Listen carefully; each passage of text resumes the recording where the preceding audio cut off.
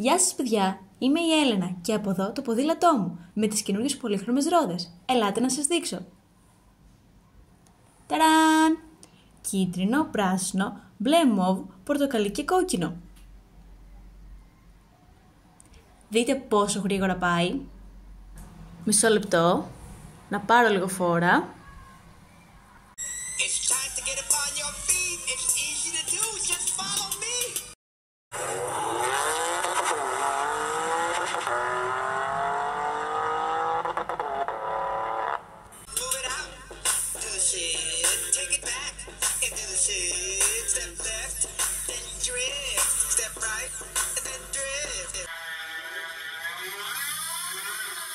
Ή εξαφανίστηκαν τα χρώματα.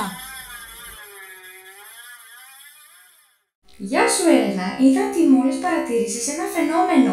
Τα χρώματα εξαφανίστηκαν από τη ρόδα σου ή μήπως δεν εξαφανίστηκαν καθόλου?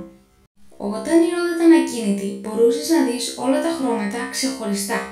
Όμως όταν άρχισε να γυρίζει πολύ γρήγορα, τα μάτια σου δεν προλάβαιναν να δουν το κάθε ένα μόνο του. Όλα αυτά τα χρώματα άρχισαν να μπερδεύονται τόσο γρήγορα που το μάτι σου τα είδε σαν ένα μόνο χρώμα. Ποιο είναι αυτό? Το άσπρο. Αυτό το φαινόμενο το είχε ανακαλύψει ο σοφός ο Νεύτωνας πριν από εκατοντάδες χρόνια. Έφτιαξε ένα δίσκο με όλα τα χρώματα του ουράνιου τόξου. Όταν το γύριζε γρήγορα γινόταν λευκός. Έτσι κατάλαβε ότι το λευκό φως είναι φτιαγμένο από όλα τα χρώματα μαζί. Μπράβο Έλενα, μόλις έκανες το δικό σου πείραμα, όπως ένας μικρός επιστήμονας.